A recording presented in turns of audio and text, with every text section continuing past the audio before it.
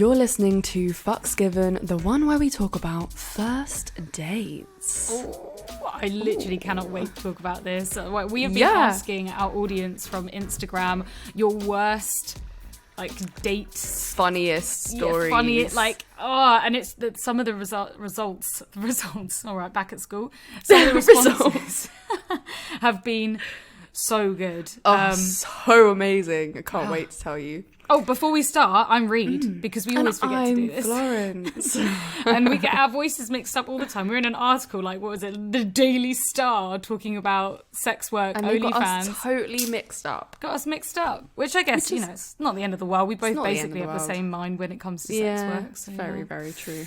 Yeah. No. I was like, well, Reed basically said that, and I basically said that, you know. No lawsuits. We're not taking you down, Daily Star. How fucking dare you, mate? Until the next time. Until next time.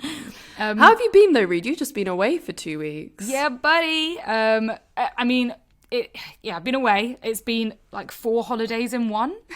So it's hell, mate. A weekend of girl's birthday and then a festival and then going to Gibraltar and then going camping with my family, all in the space of 2 weeks. I've had no sleep for 2 weeks. Burnout coming. Yeah. I know.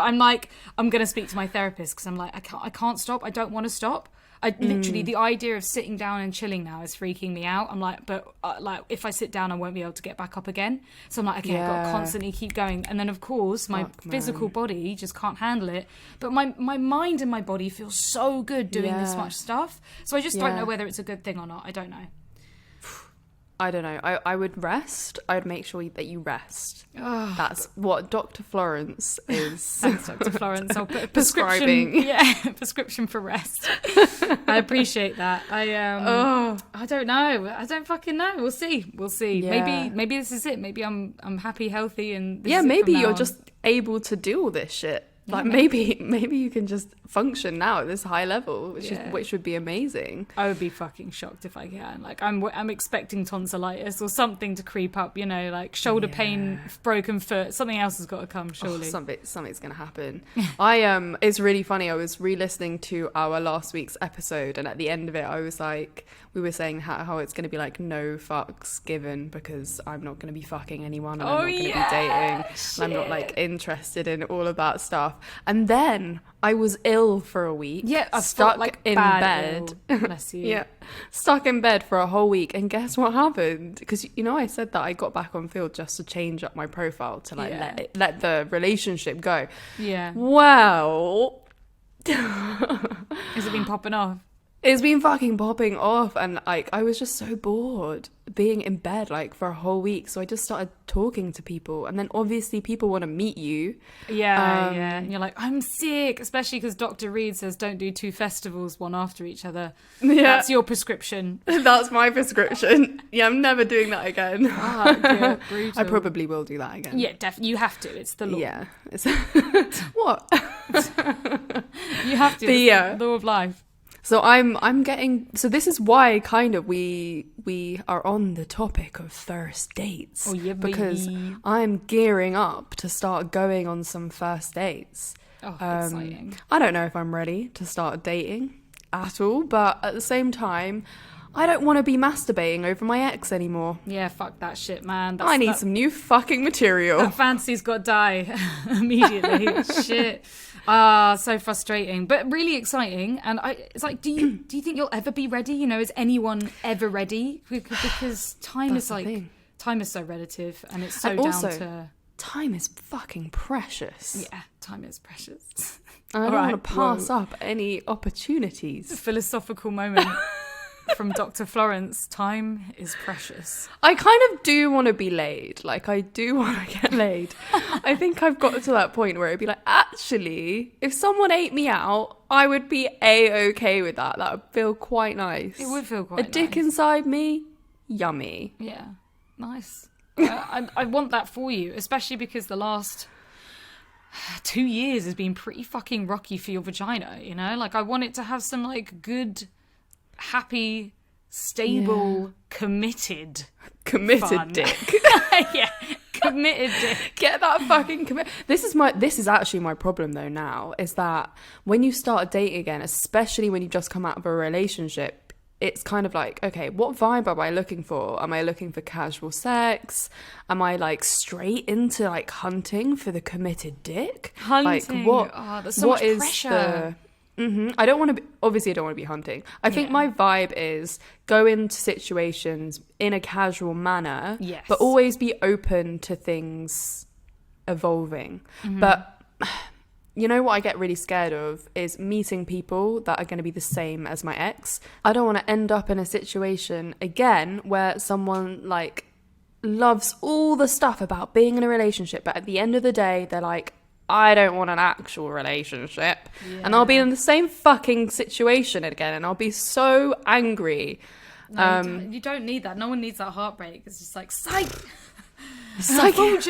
Yeah, so I think I'm going to go into every situation. If I start feeling anything for someone, I'm just going to be so on it with my communication and just be like, this is what happened in my last relationship, and that is not fucking happening again. So if you have any feelings, if you change your mind, if you want more than casual sex, tell me. If you want only casual sex, tell me. And like, we just need to keep this really clear. Yeah, it's so hard to do that though. Like, it isn't hard when it's right. When it's right, it fits really perfectly together and it all makes sense. And there's little moments of like praying, oh, is this working? Isn't this working? But when it works very fucking well. And you're like, oh my God, why is every relationship not like this? Yeah. Yeah, I think it's so important. And of course you're going to have reservations. Like, you are dealing still with the trauma and the PTSD of not just your last relationship, but relationships before that as well, which will hinder every person you speak to. But you have to live in the present and enjoy the moment, enjoy the now. And you're right, you cannot go into dating thinking, I need to find a relationship, I need to find a committed person, because you're setting yourself up for failure. Not because people don't want committed relationships, but because if that's the vibe you're giving off, it scares the fuck out of people, and people jump the other way. They don't want commitment. They want nice, chill, easy going. I mean, that's what we think we want until someone comes along that's like, oh my God, I'm really committed. And you're like, oh my God, I need to jump back, even though that might be the thing that you want. Yeah, I mean, it's fucking nightmare. It's a mind. It's a mind. It's a massive minefield. I'm sure everyone will relate to this in some kind of way. Yeah, it is frustrating. I feel you, man. I feel you. Just first dates though, exciting stuff. First dates. Yeah, I'm excited. baby. I'm excited. Yeah. And then we can listen to all your exciting fucks on this podcast as well. Like, that's exactly. I'm bringing back the content, guys. I'm bringing it back. You're gonna hear some sexy stories very soon. Fingers crossed. Bring it back. In terms of like ease, when you know it's right, because I think a lot of people don't know that it's right. If you're sitting there and you're wondering, you're saying, I don't know what they're thinking, I don't know what they're feeling, that's when you need to open up the conversation more and be completely honest with yourself. Like, what you should be having is excitement and wanting to see each other all the time and clear communication, and when you bring up something that bothers you, you have a conversation about it. It's not dismissed away. And no red flags. Red flag is just something that you go a bit like, I don't know about that response. Yeah. That's a red flag. Yeah. And you do have to listen to those red flags. Yeah. Oh, we love to ignore red flags. We love them. We fucking love to ignore them. Yeah, we're just like, but maybe it'll be different. Or maybe, what if? I mean, most of them are hard to spot. Most of them you can't even fucking see until they're like literally slapping you in the face with this red flag. Oh shit, I nearly knocked over my drink. So excited then. Bloody hell. Oh my God. And red flags. I mean, one of my like biggest do's for dating and first dates is asking people what they're looking for, like when we're in that sort of first chat stage, just because I love to be super clear. Like, I don't want to go into it hazy. Like, I want to like know what their intentions are, like whether, especially if like I'm only dating on Field at the moment, and because it's like a sex positive forward app, like, you need to make sure, like, are they just in it for the sex? Do they want more? Like, is it friends? Like, you know, like, I think it's really important to just sort of know what you want, or at least be honest and be like, fuck, I don't actually know what I want right now. And if they act weird or negatively towards your level of communication, then they are not for you and it will not work. You know, if you say something like, oh yeah, so like, what do you think about the, you know, the partner, boyfriend, girlfriend, blah, blah, blah thing? And they're like, oh, you know, that's a bit, we're talking about that really early. I'm not sure about that. They shouldn't be afraid of that. You know, it should definitely be oh, okay, well, you know, maybe that's a conversation, or I'm definitely going in that direction, or maybe I want to back away from that direction. Like, yeah, it's been really nice and easy with Sam. It's just been so fucking slick, and we've just been like hitting each other on the same level of where we are, of like, don't want to be boyfriend and girlfriend, but I want to see you all the time. And the other day I was like, yeah, I'm catching feelings for you, and you don't have to, like, this is what I said to him. I was like, you don't have to feel that way, but I'm catching feelings, and it's really nice. And he wasn't scared by it. He wasn't like, holy shit, like, you know, this means we're getting fucking married. He was like, oh my God, that's really nice. Like, I'm enjoying this too. I didn't expect him to say the same thing back.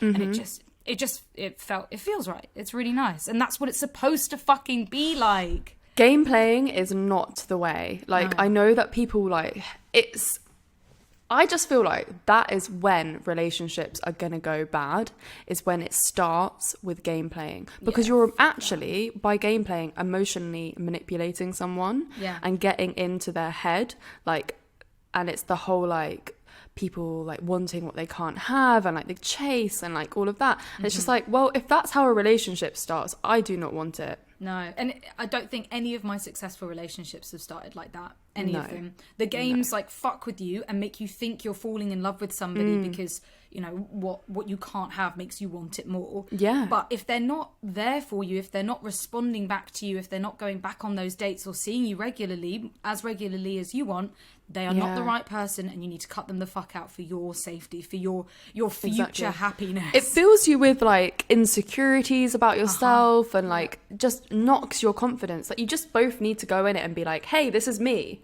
and like take me or leave me, you know? Yeah. I have to admit, I think at the beginning of mine and Sam's relationship, I definitely caught myself manipulating the messaging time between messages. So a lot of the time I felt out of control with messaging people and them not responding, and me waiting and pandering for their message. And so to take back that control, I was like, okay, well, you know, turn off all my notifications, everything on WhatsApp, and I can choose whether or not like I want to read it or respond when I want.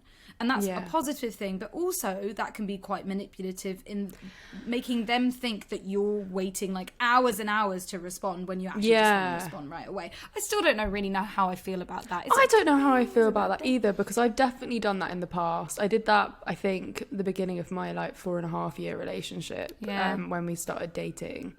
And yeah, I guess it is. And it's kind of like, you know, I'm not available to you all the time, which I think is kind of healthy, because you don't want to be. And it's also controlling your own kind of like obsessiveness with them. Oh my God, yeah, because you can get so obsessive just with the messaging. And like you get that dopamine rush every time they respond with like a fucking emoji, which is absolutely nothing, but you're like, oh my God, they've responded. Yeah. My heart. And that's just long. Like you should be having life outside of that and getting your dopamine rushes and fixes from elsewhere. If you're finding yourself like catering to one person and waiting for that happiness from that's an immediately like, you need to go and find that from somewhere else, like from friends, by yourself. Get your own independence back, and then the relationship won't fucking fall into codependency. I think there's a really there's a balance here that you need when it comes to the messaging thing, because I think partly you don't want to do it in a game playing way, but you want to do it in a way that you're looking after yourself rather than doing it for them and like being like, oh, I'm not going to reply so that they think that this about me or whatever. I think that's so true. Yeah, if you're doing it for yourself, then it's fine. But if you're doing it to purposely make the other person feel like, you know, you're too busy or you don't want them, then that's game playing. You need to immediately stop. Cut that shit out. Oof, I really want to hear the Curious Fuckers first date stories. Shall we dive into them? I was going to ask what your first date story. Well, I was thinking of saying that story after, at the end. After one of the ones that from our listeners, because it's kind of very it's kind of similar. I love this, Florence. You're manipulating our listeners to listen to the rest of the episode. Oh shit! It's a good story, red flag, by the way. Red flag. Immediately disconnect from this podcast. Please don't. Yeah, please. We are your beautiful toxic relationship you love so much. Oh, you little bitch. So, Fucks Given, a lovely little podcast, is being sponsored by Ersties. Oh, yeah. One of our favourite porn companies. Ethical porn companies. Based in Berlin, focusing on amateur, solo, and girl-on-girl content. It is tasty. I mean, this is porn that's made through the female gaze, which is so nice to see. And all the movies are produced by an all-female team. Pussy power to the max. Oh my god, that is what we love. We love an all-female porn team. That's when you know it's going to be a good content. Yeah, Plus, throughout September, you can check out their new sexy boat party shoot with more intimate videos, and you won't want to miss it. So lots and lots of girl-on-girl action, pussy, eating. Oh, God. Oh my god, I was watching some of it earlier, and woohoo! Is that literally turning me on? I need to get my pussy ate right now. Fuck. So Ersties believes that porn is an art form and value natural beauty with real human connections, which is just and that's the what you need to dream. see. That's what we've always been craving in porn. Like, this is the real stuff. The real shit. Real so shit. if you head to Ersties with our discount code, because we bagged you one of those babies, Ersties.com/come curious. Ersties is spelled ERSTIES.com. No, fuck. Pat me on the back there, please. I can spell. I mean, I'm actually just reading this off of the document, so like, otherwise I would have fucked that up. So to claim your 50% off trial offer, then use our discount code Come Curious. Ooh, and also just to say, like, fucking pay for your porn, mate, because if you are not paying for your porn, you shouldn't be watching porn. You need to support your sex workers, especially if you had listened to our SOS OnlyFans episode, you know how important this is. And this is one of the ways that you can support your favorite sex worker creators. So pay for your fucking porn. So we asked you curious fuckers on our Instagram, what was the worst thing or the funniest thing that you have ever done or said on a first date? And you gave us some very juicy some bangers. answers. Some bangers where I'm like cringing for you so hard. Oh my god. And I love the honesty here, and like I think it will just make people feel so much better about their experiences. Okay, so the first one. Called a guy the wrong name and he didn't correct me the whole entire time. This actually makes me sad for the dude. Like, he doesn't have the confidence to be like, that's not my name. Oh. That is so awkward. That is so awkward. I don't know what I would... I mean, if someone did that to me, I'd be like, it's Florence, by the way. Yeah, absolutely. I do it all the fucking time. I was like, it's not Amber, it's Reed. Oh, by the way, like, my first name's Reed. I know it's weird, but it's not Amber. Stop fucking calling me fucking Amber. Why did he not correct her for the whole time? He must have felt so awkward. Yeah, awkward confidence thing, maybe. Maybe it was just like, a lot of people think the moment goes. The moment never fucking goes to correct your name. It's just, you just gotta say it. Be like, oh, I'm so sorry. Like, it is this. I don't know about you, but whenever I'm with with a new partner, I always have in the back of my head that I'm actually gonna call them my ex's name. Like, I always just think, and it's whoever I'm with. So like, and I just get their names muddled up all the time now. It's like when I'm talking about one of them, I'll say that name, and then the other one that name. I'm like, fuck. I've never actually done it in person with them. No, but I haven't either. But the fear is someone there. did it to me. Someone actually. Yeah, but some guy that I was seeing at the beginning of 2020 called me his ex's name. Thing is, like, how did you react in that situation? I think he noticed that he did it. He was like, "Oh shit!" Like, fuck. I think it's quite funny because it's not necessarily that they're thinking of them, or like it's just like it's nerves, and people like muddle up with nerves, and also it could, like, our brains are fucking mystical, magical, wonderful things that make no sense sometimes, and it probably just popped out. Or when you're like, don't say this, and then you fucking say it, and you're like, oh, I can't believe I said that. That's why I always think that I'm gonna like mess up and say it, because I'm like, in my head I'm like, just don't call them that. Just really, like, that would be so bad. Just don't do it. I think it's got to be a laughing matter. You just have to laugh it off. You have to. Rather than we're getting only butthurt human. about it. We're only human. I think if it happens more than once, like quite a lot, you could be like, hey, dude. Yeah, like Like, this. obviously this this person's on your mind a lot. Like, or like maybe you should go to a therapist because your nerves are getting the better. You know, like that's too far. Continuously. Yeah. All right, on to the next.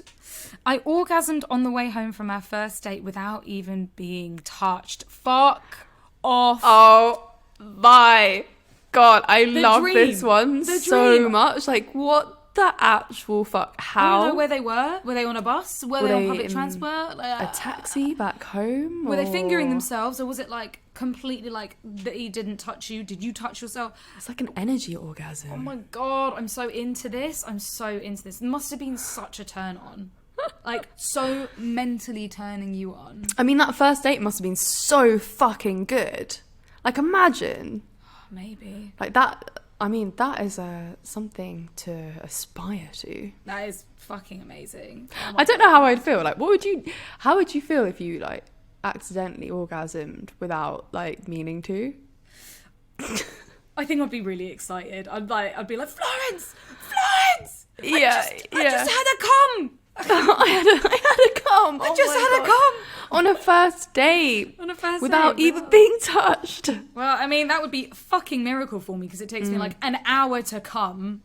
Oh my God, anyway. Actually having an orgasm on a first date is quite hard to do anyway, because you need to really like get to know someone's body, and like they have to like learn your body, and like most of the time, the first time you fuck someone, they're not really gonna know all those like buttons to press, and sometimes orgasms don't happen on first dates at all, even if you like happen. even if you do fuck. Yeah, sometimes orgasms just don't happen at all because your own fucking cock block in your own mind. Yeah.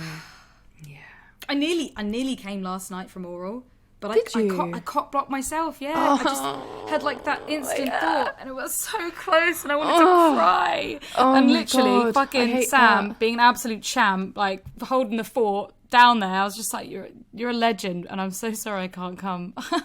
We'll get there. We'll get there in the end. Oh, bless him. Yeah, it's really fucking annoying.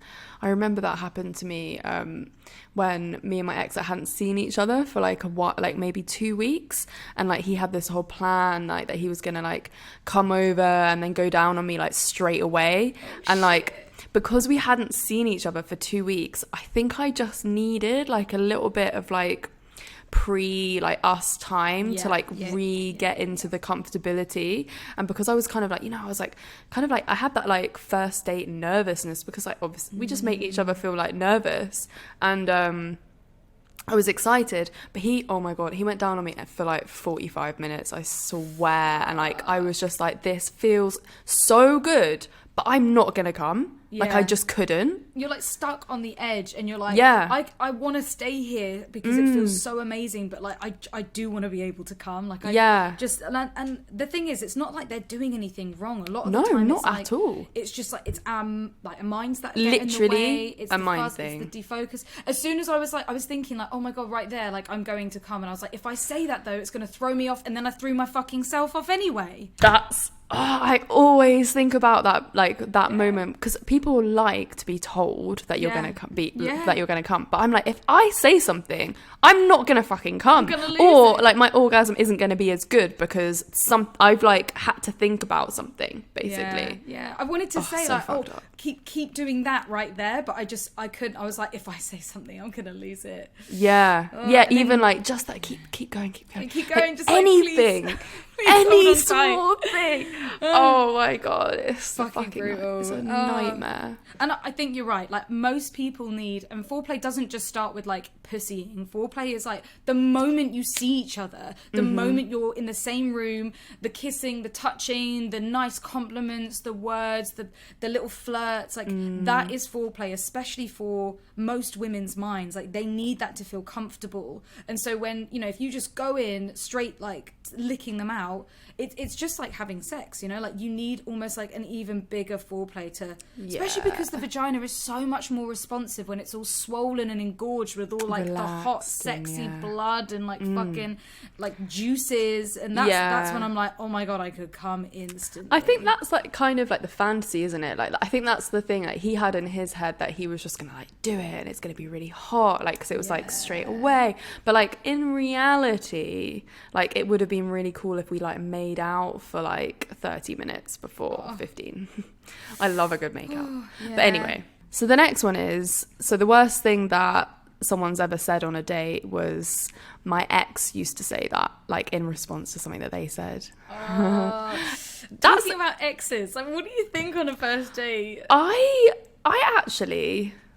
I think I've changed my mind on this recently, because I used to think, oh my god, like red flag, like can't talk about an ex on a date. But I actually think like I do think the way that this person said it, like my ex used to say that, like that is not a good thing to say. Yeah, that's kind of like dicky. It's very dicky. Totally depends on the tone as well. It could have been like, oh, my ex used to say that. Or it could be like, oh, my ex used to say that. And then it's changed the whole fucking meaning. Yeah. But mostly, I think if you're both open enough to talk about your exes on a date, like, I think that's good. Because I think that, like, obviously your past relationships are such a big part of you and your life. And if it's affected how you are today, and if it is relevant to your current situation, then you need to be able to communicate about all of these things. But I guess it really depends. I completely agree. I mean, I think it's important to talk about your ex anyway, because you don't know what's happened with the ex. You know, you don't know whether or not they're still friends, or whether or not they've really fucked them up with trauma. And this is a conversation. If you want a strong and healthy relationship, a conversation you need to be open for. Yeah. And I think a lot of people shy away from it because I don't know why though, like they are an ex for a reason. Like what you want to do is talk about that and understand where things went wrong and what didn't go well, so you can do a better job. So you can figure out them better. I'm definitely, I think, with all my dates coming up, I'm gonna mention my past situation, because I don't want to be in the same situation again. And also this person, like my ex, is gonna be a part of my life as well. And I think that's really important for people to know, because like it is a really tricky situation. And I don't really know how I'd feel about dating someone. They're like, yeah, like I was really in love with this person, but it just didn't work out, and like now I'm still going to be friends with them. I'd be like, that still happens. That's happened to me. Yeah. But I also think that's just like a comment on how comfortable they feel talking about it with you, and also like where your self-esteem and your trust and your jealousy issues are at that time as well. Like it's if they've been open enough to say that, like really, in all honesty, if they've talked about it, it shouldn't be a threat. Yeah. And if it is a threat, then like that's it. Like they've had a relationship, they've had a past. If it is a threat, if it is something that they want to pursue, then really you should let them go and do that. Be the bigger person, be like, okay, well, you know, like you should go and do this, see where it goes, and then, you know, things might end up better for us later. Like, who knows? I think if someone mentions an ex on a first date and it makes you feel some kind of type of way, and you're just a bit like, oh, that's a bit weird. I would actually just ask them questions about it though. I would be like, oh, so like, what was your last relationship like? Like, why did it end? Because, you know, that's quite a good insight into who this person is, to be honest. Yeah, I think, I maybe not on a first date. Maybe exes on a first date is a bit like, oh, okay, we're not here to talk about your ex, we're here to talk about us and see if we click. So maybe a couple of dates on. Yeah, maybe the first date is not ex talk. Yeah. But if it comes up, then it comes up, and I think it's fine. Yeah, it's alright. But you're right. If you're feeling some type of way about it, you need to look into it more, either within yourself or with the other person. Yeah. So the worst thing you've ever said or done on a first date? Trying to sneak a fart as he went to pay and completely filled my knickers.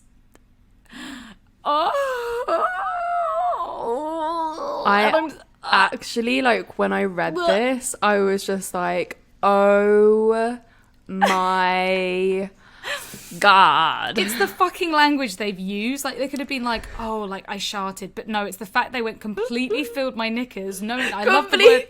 Oh, it's like you just...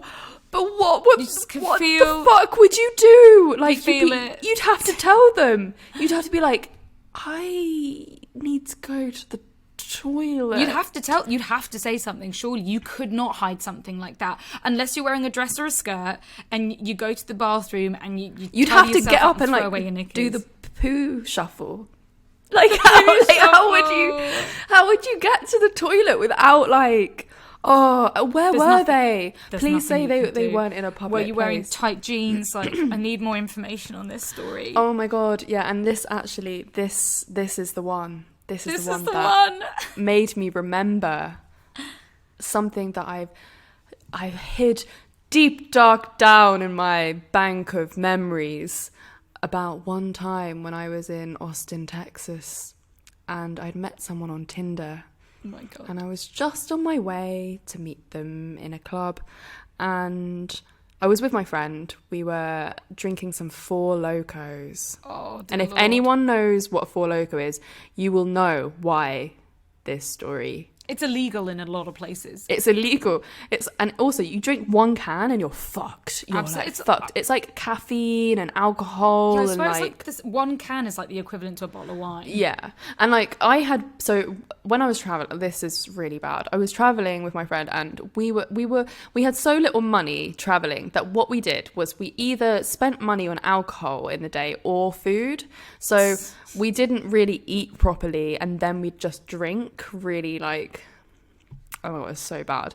And like my stomach had been like really fucked up. We were in New Orleans the previous week, and you know what like fucking Bourbon Street is like those grenade drinks and like all that like really harsh like awful alcohol that's gonna like traumatize your stomach forever.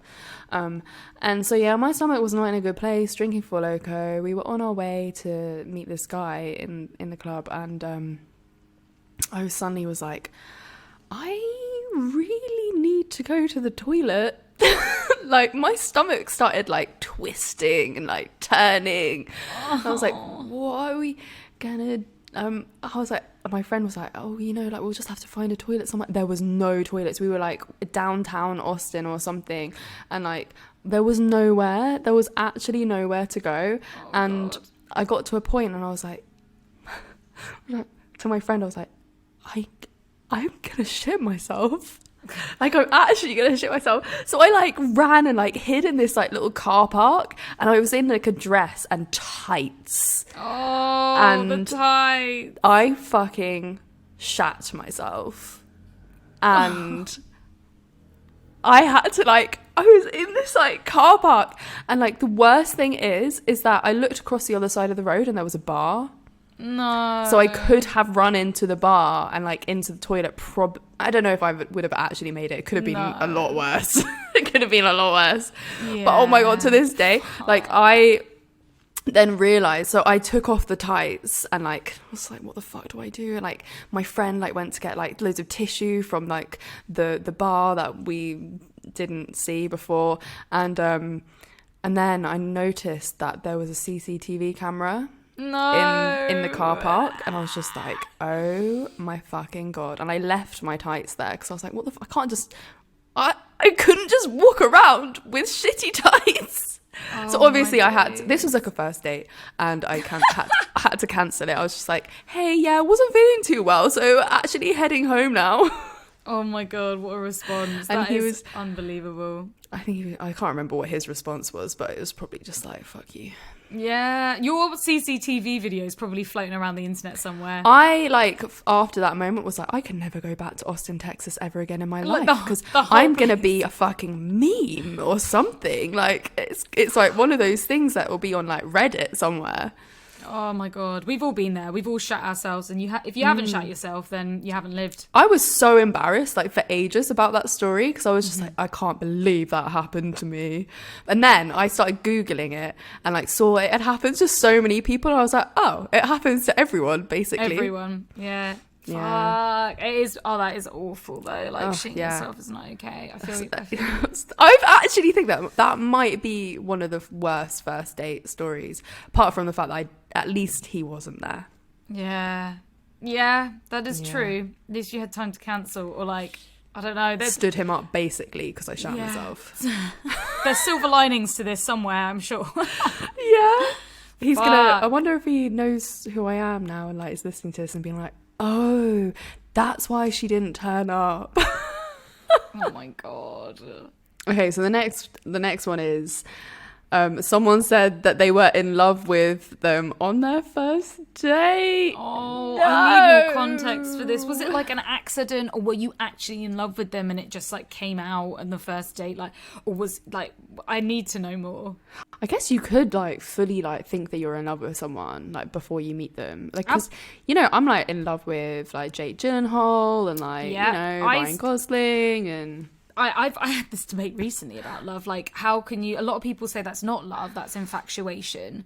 And it's actually not proper love, is it? Well, no. I still think it's love because it's still the same chemical reaction, it's still the same thought process, but you're in love with the idea of them, not the real not the person. Yeah, and it's like I've been in love with fucking like anime characters and celebrities and like fucking.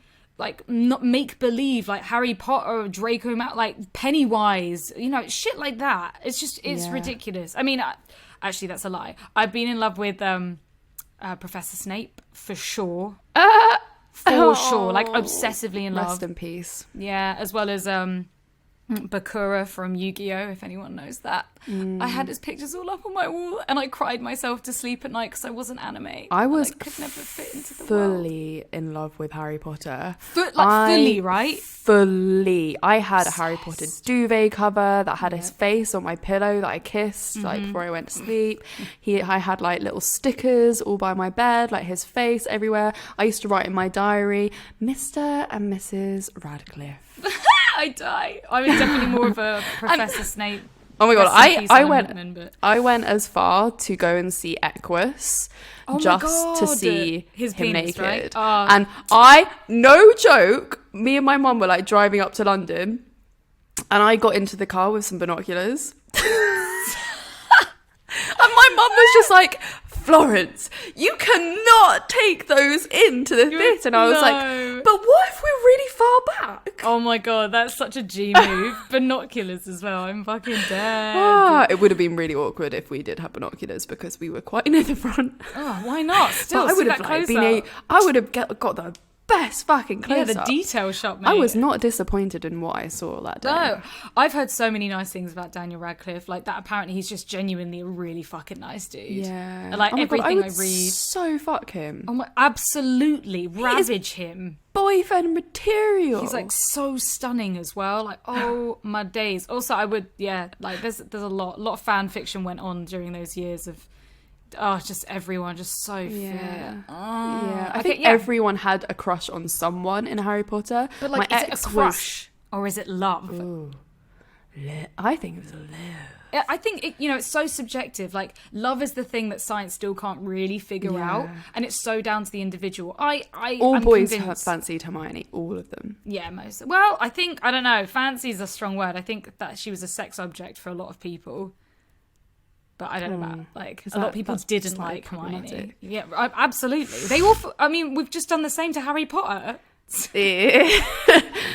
Yeah. I don't think I was I was like, am I using him as a sex object? I went to see him just naked just to see his penis. Yeah. But I just was so in love with him.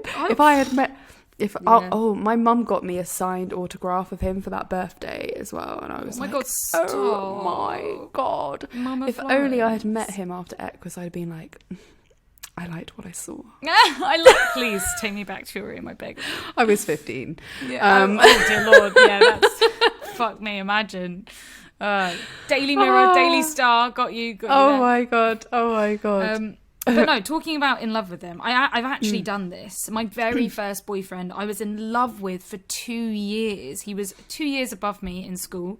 And I was like dramatically, heartbrokenly, obsessively in love with him. Obsessively in love with him. And my best friend at the time, my ex-best friend at the time, she ratted me out on MSN being like, so Reed's in love with you, which was like devastating for me at the time.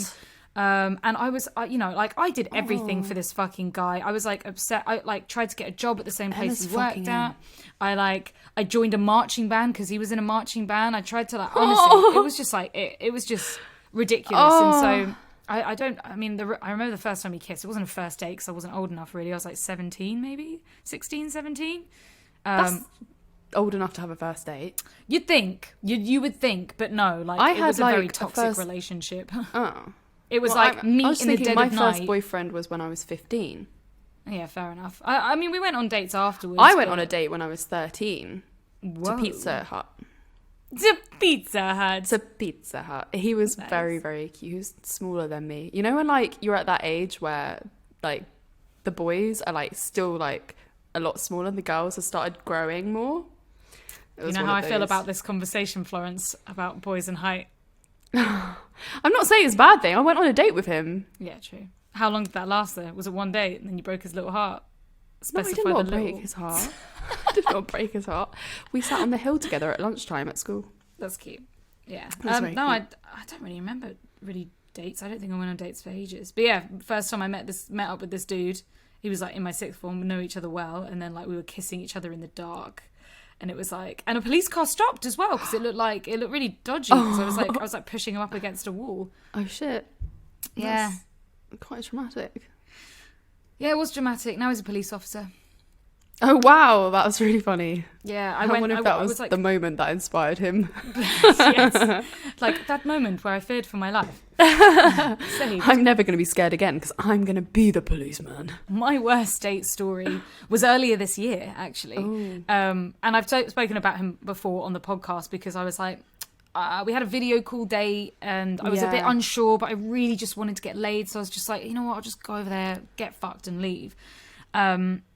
And yeah, it was worst nightmare. It was like, it's even just so hard to explain. Like a lot of red flags, a lot of like toxic masculinity, a few things where he was just like, oh yeah, once me and my ex went dogging, which is totally fine, that's pretty cool.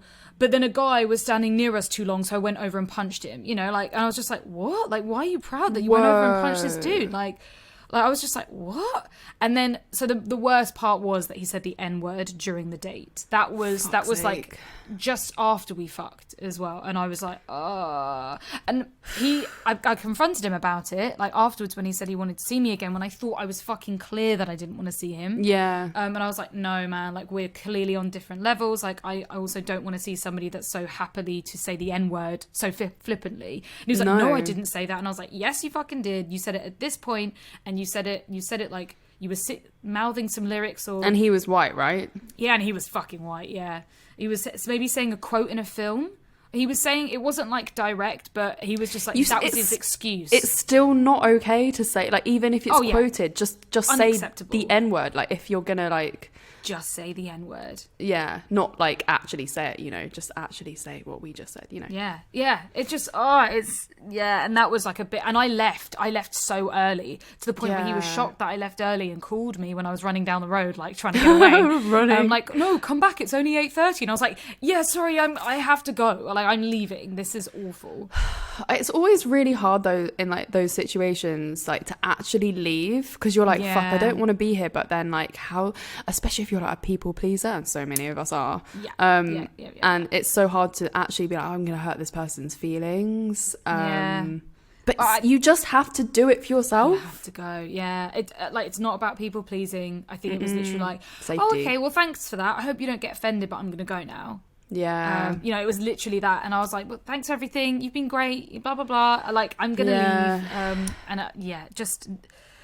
It is hard. It's hard when you're in that situation. So I don't think I've ever been in a situation where I've been able to leave if I didn't want to be there. Yeah, fuck. Hopefully that will change though. It just takes confidence. It takes risk. It's also like really easy now if there's cabs. Like I know back in the day you'd meet someone and go back to theirs and then be fucked and you wouldn't be able to go home. Mm-hmm. But now it's easier to just get a cab home, and it's so worth it. Even if that cab's expensive, even if it's 4 a.m. in the middle of the night. Yeah. Just go. And it also, like, even if there is a moment of awkwardness, it's definitely going to be better than if you stay. Yeah. Like 100%. Because you regret staying. Oh, and you'll Yeah, feel oh more my God. powerful and like I set have up your boundaries. So many like situations where I'm like, I regret staying so much. Like, what the fuck was I doing? Actually, one of our Curious Fuckers stories is really similar to this. What they wrote in was, said I was going to the toilet and then left. Texted him when I was walking to the station to explain, and he apologized for making me feel uncomfortable. Fuck, I felt bad. Oh, But at least, you know, at least they left. And at least you left, and also at least you got that apology back as well. Like, that takes a really strong person to apologize and not end up like, you know, like, oh well, you this and you that, and like blaming the other person, just to like accept and apologize. Props to him, actually. Props to him for being like, okay, like, cool, you're sorry. It's a bit of a tricky one, knowing like what's acceptable, like when you do just want to leave, like, because it can be so hard to be like, hey, actually, I think I'm gonna go. Like, I'm not feeling this. Some people like find, you know, they can't be honest. Some people find it too uncomfortable. They would rather sit there and sit in the uncomfortability than say like, hey, like, this isn't working for me, I'm gonna go. Because of course it's hard to say, and you don't want to hurt someone's feelings, but I also don't agree with just leaving, like just disappearing. I feel like that's, I mean, again, we don't know how uncomfortable they were making them feel in this situation. Yeah. But I mean, I think if you want to leave, then leave, and do it in like, you know, it isn't very fair to not say, but at least they texted on the way back and just being like, let them know. So they're not just waiting there being like, where the fuck did they go? Yeah, like ghosting them is not going to help solve the situation. But if you tell them that it's not working out, or they've made you feel uncomfortable, hopefully they will learn better for the next time. Yeah, I guess like also if you're like, hey, like, you know, I'm not really feeling this, or that made me feel like really uncomfortable, they then could be like, oh, but like this and that, and like try and make you stay, and then that's when it'd be really uncomfortable. You'd be like, I'm just gonna get up and go. Actually, and that's even harder when they're like, no, just stay for one more drink, just stay, and it's like, and then I mean, there are great things that you can do. I did this recently with a date that I was on, where it wasn't going too well, and it was a really lovely guy who I still chat to now, but it turned into a therapy session where this person was just in such a bad place, and I was a bit like, oh my goodness, it started triggering me, and I was like, I need to get out of this situation, I don't know what to do. I didn't want to hurt his feelings, of course, because again, he was so lovely and so sweet, and vulnerable, and so I went to the toilet, and I messaged my friend. I called my friend, messaged her, say, can you call me, or can I just, you know, if I call you, can you just sort of like nod and say yes, and say, and I had to go back and be like, hey, like, I'm like, my mate's not in a good way, I'm gonna have to go home, but this has been really lovely. And it feels dishonest, but that's kind of like one of the go-to ways to get out of a date, to be honest, is like get having a friend to call you. I think it's kind of good to have a friend on call that's just like knows where you are and like is there kind of if you need them. And you don't even need someone to literally call you. It could be a fake look at your phone and be like, look, sorry, like my brother, sister, mum, friend has been going through a hard time, I think I'm going to cut this date short, but I've had a really nice time, and goodbye. And then maybe if they ask again for a second date, when can I see you again, then just be like, oh, can I think about it? And then if you definitely don't want to do it, then just state like, I'm sorry, I just really wasn't feeling it, but like, I wish you all the best and good luck and blah blah blah. But the good news is that person I went on a date with, he's now going to therapy and sorting his shit out, and he's so happy, and he gives me little updates, and it's just, it warms my heart so much. That's so cute. From that one date where he's like literally turned his life around. I'm so proud of him. Wow. Yeah, nice one. Nice one. Shout out to you. So we've got one more from the Curious Fuckers. Do you want to read it, Reed? Yes, please, because it's fucking jokes. Okay. The worst thing you've ever done or said on a first date. Told her about a bad client I had that week. It was her father. I fucking can't. What are the fucking odds on that happening? And how did they figure that out as well? I wonder. I need more information, please. Oh, fuck. That's so funny. I That is know. so How did it come jokes. out? And also, what did he say? Yeah. What did they say What did about they the s- father? Yeah. Oh my god. I wonder what they said about the dad. And, like, what was the job? Like, what was it? What I was wonder what the bad kinds. I need to know more.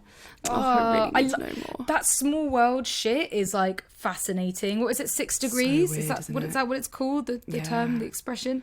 Weird so. fucking 6 degrees of Separ- deprivation. I'm dead. Ah, six degrees of separation. Yeah, that's mad. fascinating. Like there was weird coincidences with my ex Thomas, where when we first got together, Yeah. he realised that my sister was wearing a jumper that he had drawn and designed years ago. Wow. That she bought secondhand off eBay. Whoa. That insane is that? weird. And it's Very like the fucking fact weird. that when I was at We Out Here, my mates was friends with Sam's mates, and that's how I ended up meeting Yes! Sam at the festival. Yeah, I'm like, yeah. What the what fuck? the fuck? And like, you just Yeah. met him off field, so like he could have been fucking anyone, but like we Yeah. were linked up in some kind of way. And another weird instance is that Sam knows somebody that I used to work with at Studio 66. And also he figured out, he was like, I think I have a distant memory of seeing me on Snapchat doing the Studio 66 Snapchat and like Yeah. sitting down to a lunch with them. And he was like, it's only just dawned on me that I actually might have fucking followed you. So we both logged into Snapchat to see if he like, you know, slid into my DMs back then. But no, sadly he hadn't. Oh, that would have been really joking. That would have been so fucking funny. would've been Man, so like jokes. the 6 degrees thing. That I really feel for this person. I wonder what happened. Did they have a second date? Did they get along? Yeah. Did they fuck? Like what happened? I want to know more. Yeah. Well, Starved of information. first dates, they are very memorable experiences, aren't they? They can be, yeah. The first date I went on with Sam, we went to mini golf. Oh, that's so sweet. It was That's actually- really cute. It was really lovely. We had a really nice time. That is so cute. I don't know what my ideal first date would be. Like, I don't like doing anything like too extravagant. But at the same time, when I went on a first date where someone took me to an Arsenal game, and I was like, that was fucking sick. That's so cool. Yeah, Yeah, that is was an really amazing cool. date. I feel like a doing thing is so much better rather than sitting there awkwardly with somebody. Yes. Oh, I actually have to take that back because the first date that Sam and I were on, we went to a pub and then we fucked, but it wasn't really like a date. We decided Yeah. that after all the fucking and we were like fucking, we were like, shall we Yeah, have a date? Yeah, shall we have a date? And then we did the date thing. Oh, okay. But does that count? Oh. No, that's not your first date. Your first date was at the pub. Lame. And yeah, I actually, you know what? I fucking hate dating. I really do. Like, I get so nervous before End up meeting new drinking people. loads, yeah. And I just, usually it's fine. Like, as soon as I'm there, it's actually fine. Unless it's not a vibe. If it's not a vibe, then I'm like, shit, what do I do? How do I get out What do I of talk about? this? How long Yeah. can I leave it before I can go? Yeah, exactly. But I don't know. I think, yeah, the ideal situation is like having an activity or something that's going to like, Break the ice. break the ice in some kind of way. Yeah. Even if it's just, the thing is, I think a lot of people think it's cringe. Yeah. Like, it's really cringy doing something, but no, it actually saves actually your not. skin. Yeah. Yeah. It sorts you right out. I was talking to this guy from Field and we were talking about like our interests, like our hobbies and stuff. And I was like, oh, recently I actually tried some paddleboarding and it was so great. And he was like, oh, I've always really wanted to try paddleboarding. And he was like, how cute would it be if we went paddleboarding together? And I was like, that would be such a cute first date. That would be so cute. Like getting like hands in, you know, it's not just based around alcohol where you just end up getting drunk and like saying stupid shit and waking up with anxiety next day. Do something wholesome. This is why lockdown was actually pretty decent for a lot of first dates. A lot of them were just like going for walks in parks. Yeah. And that was really nice. Yeah. And we don't fucking do that nice. anymore. We're just so obsessed with like alcohol and trying to take that anxious edge off where we're like, has to be in a pub, bar, like let's meet up for a drink. At least we can fucking meet up in person now and not have the awkward virtual first date. Although I did really like them in some kind of way because then you could really test the waters out. I loved a virtual date. They were so good, but only if you vibed with the person. If you didn't, only if you vibe with the person. If you don't, long, then it's so long. But Yeah, my first date with my ex virtually was so good. We chatted like so much, and then we ended up kind of like virtual fucking at the end, and like it was so sick. And then we had like another date, like I think the day after or something, where we watched a movie together, like virtually, and that was so cute. Yeah, I love shit like that, like using technology for the good. And it is great, especially if like COVID times and people are dropping like flies, or you're just unsure, especially if you're the type of person that's like, no, I'm not going to have sex with them on the first date. I'm not going to do it. I really want to like work at this. And I'm the person that says that and then like ends up fucking on the first date. We've all been there, I'm sure. I mean, apart from me, because I just want to fuck before. You're like, I just always fuck on the first date. Yeah, always. Like, that's just the rule. If I don't, I'm going home disappointed. Well, it's been really fun talking about first dates, and I hope that you curious fuckers just keep bringing us in these crazy stories, because I love them so they were much. so I just good. want to hear them all. So if you have any of your own really fun, crazy sex stories, please email them in at fksgiven@comecurious.co.uk, because I think it would be really amazing to start saying, like, telling your sex stories again on the podcast. I really loved that before. So let's bring that back. Please, but maybe keep them quite short and sweet, because if they're long, we can't read them out on the podcast. So yeah, if you can, couple of sentences max. If you can do it in a couple of words, mate, golden vagina for you. The golden vagina. I meant like gold star, but it kind of came out vagina. I mean, it's way better. Yeah, way better. It is way better. Anyway, curious fuckers, thank you for listening. If you want to hear more from us, see more from us, you can follow us on our social media, which is @ComeCurious, @ReadAmberX, and @FlorenceBark. And you can also watch this episode on YouTube or listen to it on your commute on Spotify and Apple Podcasts and all the other delightful places, of course. Please rate us, review, comment, like, do all the good stuff so the algorithm picks us up and does us a good favour. I mean, you guys know that we need to start spreading the message. We need to get people talking about sex, listening about sex, having conversations with friends and family about sex, so that we can stop this fucking stigma around everything. So we can only do that with your help and by you sharing this podcast. Yes, baby, share it. And of course, I don't know what else. I think that's it. We'll see you next Thursday, motherfuckers. Curious fuckers. Love you all. Bye. Bye.